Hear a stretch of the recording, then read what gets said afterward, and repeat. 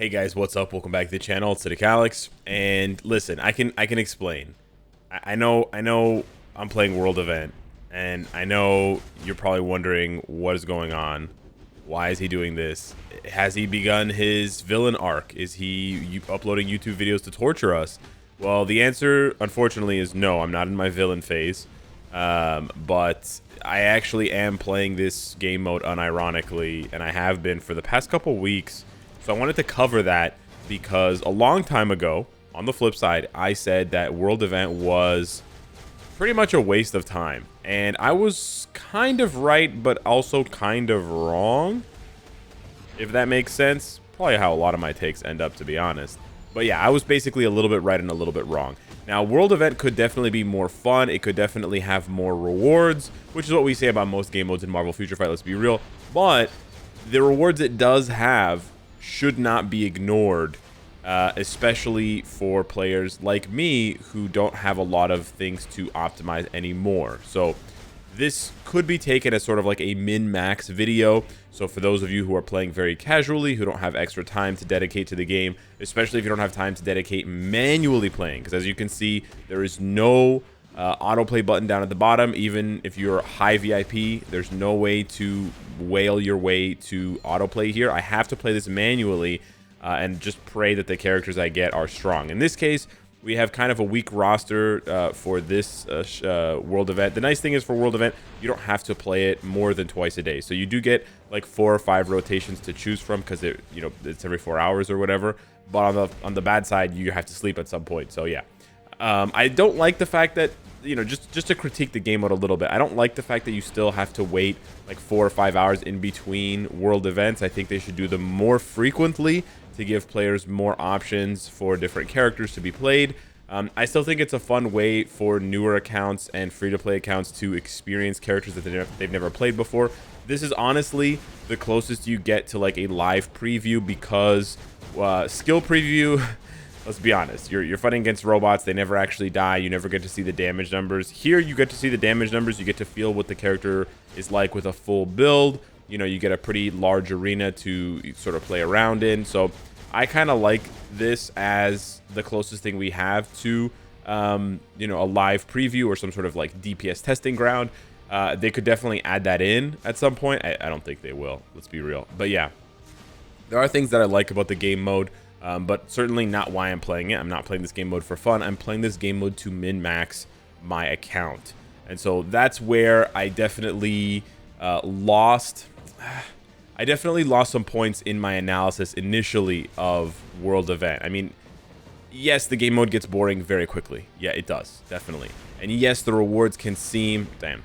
Yes, the rewards can seem very lame very quickly. As you're going to see here, the rewards you get after 1 million points don't matter, so you actually don't have to strive for top points. I strive for top points just as a fun little self-challenge. But anyways, the rewards you get here, we all know the story. They're not very good, right? You just get some agent points. And honestly, if you haven't been following my channel for that long, you might not even know what these things are. These agent chests and these agent points. So I'll show you guys what it is. Okay, we got some purple ones and we got some normal ones, but I'm actually not using any of those. But we got the 2,000 agent tokens. That's the important part.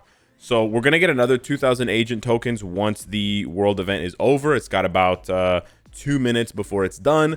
But what I'm talking about is my agent bonus. And I mentioned this in my account tour when I said that there was one thing about my account that is lacking hard that I'm trying to catch up on, and it's my agent level. Now, just to put this into perspective for you, I know you guys call me a whale, and I often defend myself by saying, there are bigger whales out there. Let me now show you a glimpse of how big these whales can be. So my combined agent level at the top there is 266.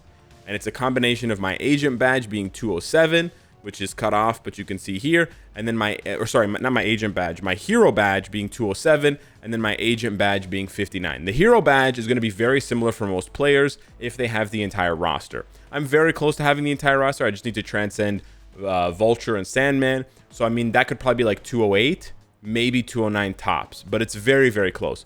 But the agent badge is where I lose all of the progress that I've made on my agent level. And let me show you what I mean. So remember, 266 is my number, VIP 20, playing for 7 years straight, never taking it 7+ years straight, never taking a break, but I did ignore world event for like a year plus. That's the one key difference. You go to rankings, you go to agent level. Look at this. This MFer is level 691. His combined agent level is 691. Even when you take 200 off the top for the hero badge, that means his agent badge is 480 something. 48 something. That's 3 digits, and that's almost 500. Meanwhile, your boy is sitting at 59. Yes. So these are the giga whales. These are the real, true megalodons of Marvel Future Fight. And why are they spending all this money? Why are they pumping all this money into their agent level? Well, of course, the buffs here. So this person has a flat 20% attack, 10% HP, 15% all defense. So this is like having an extra like comic card, or an extra comic card that's crafted, right? It's like having a 6th card. It's way more expensive than any of your comic cards, but it's real.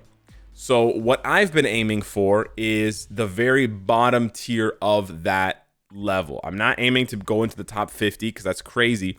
But if you scroll down here on the agent grade, once you get into the top 2,500, you can see elite agent level rank top 2,500. You don't have to get to agent level 2,500. You just need to be in the top 2,500 of all players. And I realize by making this video, I may be encouraging more of you to do this, therefore making it harder for me to do.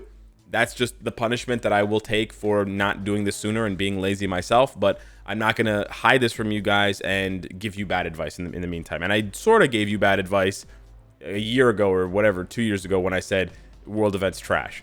But if I can get back there, if I can get back to the top 2,500, I will get an extra 5% all attack. It's not much. Thank you, Beno. Thank you, Leo. It's not much, but it's something. And that's the thing. That's where I'm at with my account. So obviously this doesn't matter to casuals and to newer players who are still trying to build up their cards. They're still trying to build 6 mythic cards, or they're still trying to build 5 P cards, excuse me, not 6. Or they're still crafting.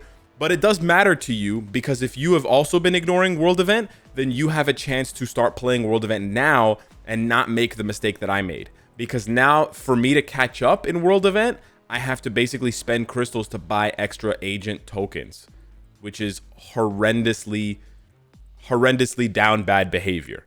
So that's my advice to you. My advice to you is, even if this doesn't matter to you right now, it may matter to you later if you're going to stick with this game long term, because you may get lucky and in a year you fix your cards. I know maybe you can't picture yourself playing this game in a year. Fair enough. But let's just say, for hypothetical sake, right? You fix your cards. So then you're looking for a little bit more power.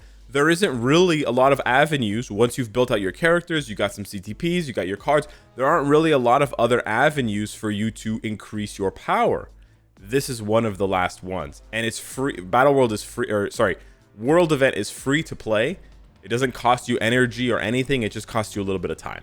So I would recommend playing World Event twice a day if you can, or at least once a day, to grind those tokens and see if you could slowly climb up to the top 2,500. So that's what I've been doing. Now, the reason why it's a lot easier to do than before is because you can use mythic cards, regular mythic cards, not premium mythic cards, to upgrade your agent badge. Now, again, this is not going to be an attractive option for a lot of players because they're still using their cards for re-rolling and crafting. I understand that.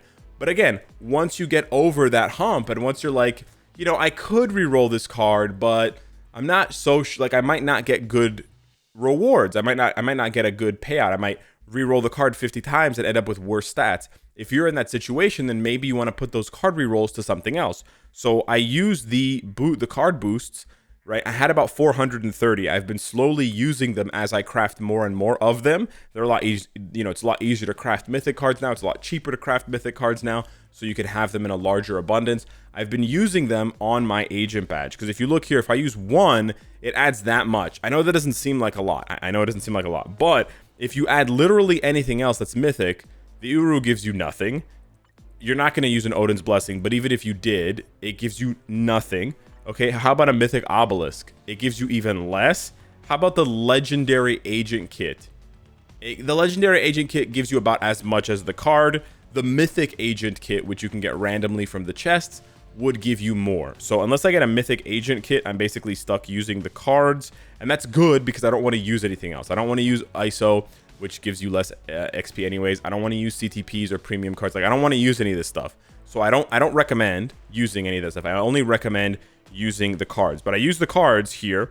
As you can see, I'd have to buy more tokens. I don't have enough tokens, whatever. So, but if I use 20 cards, it guarantees me a level every single time. So this is what I've been doing.